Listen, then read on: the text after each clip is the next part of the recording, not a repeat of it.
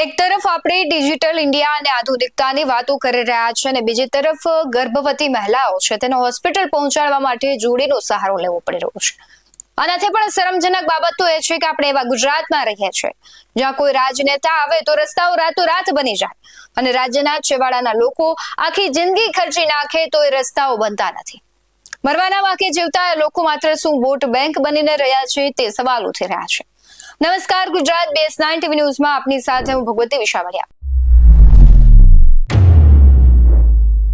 21મી સદીના આધુનિક ગુજરાતમાં એક બાજુ કરોડોના ખર્ચે બુલેટ ટ્રેનના સપના જોવાઈ રહ્યા છે તો બીજી બાજુ છોટા ઉદેપુરના નસવાડીમાં આજે પણ એમ્બ્યુલન્સ નહીં પણ જોડી ચાલે છે।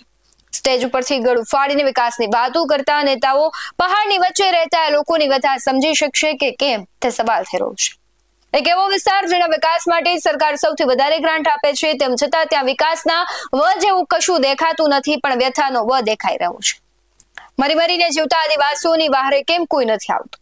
આદિવાસીઓના બાળકોને શિક્ષણ નથી મળતું, ચોખ્ખું પાણી નથી મળતું, નલ સે જલ યોજના ચાલે તો છે પણ તે અંતર્ગત નળ જ ખાલી ત્યાં રહ્યા છે, જળ ક્યાંય દેખાતું નથી। જળ માટે એ મહિલાઓને કેટલાય કિલોમીટર ચાલીને જવું પડે છે। અનેક વખત આવા દ્રશ્યો આપણી સામે આવે છે કે પ્રસૂતાને પીડા થતી હોય, એમ્બ્યુલન્સ બોલાવવામાં આવે પણ કમનસીબની વાત એ છે કે એમ્બ્યુલન્સ પીડિતા સુધી પહોંચી નથી શકતી અને ઘણી વખત રસ્તાના ભાવે ઘણી મહિલાઓ છે તે જીવ પણ ગુમાવી બેસે છે અથવા તેને જોડીમાં 1-2 કિલોમીટર સુધી પહોંચાડવી પડે છે અને ત્યારબાદ તેને એમ્બ્યુલન્સના સહારે હોસ્પિટલ પહોંચાડવામાં આવે છે। ત્યારે વધુ એક કિસ્સો સામે આવ્યો છે। છોટાઉદેપુર જિલ્લાના નસવાડી તાલુકામાં ફરી એક વખત વિકાસની વરવી વાસ્તવિકતા સામે આવી। કુકરદાના ડૂબતા ફળિયાની સગર્ભા 1 કિલોમીટર સુધી પરિવારજનોએ તેને ઉચકીને 108 સુધી પહોંચાડી। ડૂબતા ફળિયાનો કાચો રસ્તો હજુ પાકો નથી બન્યો અને એવી પરિસ્થિતિ સર્જાઈ છે કે 108 છે ત્યાં સુધી પહોંચી નથી શકતી અને સગર્ભાને 108 મારફતે દવાખાને લઈ જવા માટે પહેલા તેને જોડીમાં લઈ જવું પડી અને ત્યારબાદ તેને PHC સેન્ટરમાં લઈ જવામાં આવી। આદિવાસી વિસ્તારમાં સરકાર કરોડો રૂપિયાનું બજેટ તો ફાળવે છે છતાં હજુ પાકા રસ્તાઓ બન્યા નથી। ગ્રામજનો છે એ ક્યાં સુધી આવી બધી વ્યથાઓ છે અને વિકાસના નામે વિનાશ સાથે જીવશે? એ દ્રશ્યો આવ્યા છે તેના પર પણ નજર કરીએ।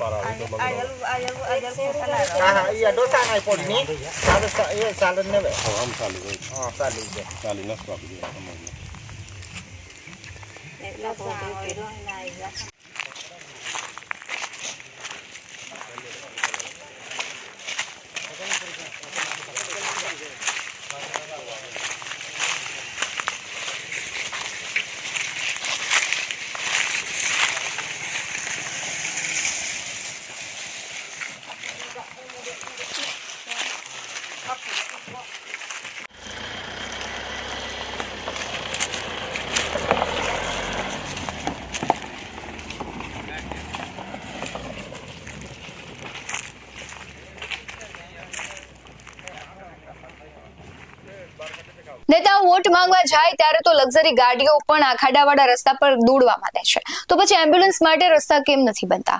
યાદ રાખજો સાહેબ, જે જનતા તમને ખુરશી પર બેસાડી શકે છે એ જ જનતા તમને તમારી નિષ્ફળતાનો અરીસો પણ બતાવી શકે છે।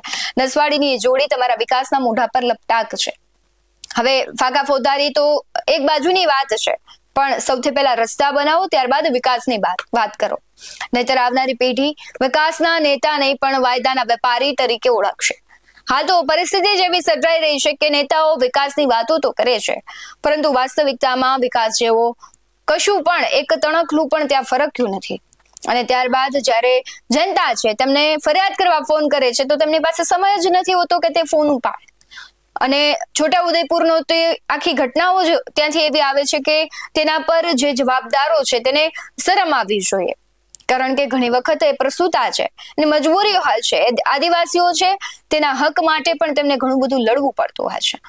આ દરેક ઘટનાને લઈને તમારું શું માનવું છે કમેન્ટમાં જરૂરથી જણાવજો। બાકી આવા જ બધું અહેવાલો સાથે ફરી મળતા રહીશું। તમે અમારી YouTube ચેનલને સબસ્ક્રાઇબ કરવાનું, અમને Facebook અને Instagram પર ફોલો કરવાનું ભૂલશો નહીં। બાકી અવનવી અપડેટ્સ મેળવવા માટે આપ જોતા રહો BS9 TV ન્યૂઝ। નમસ્કાર।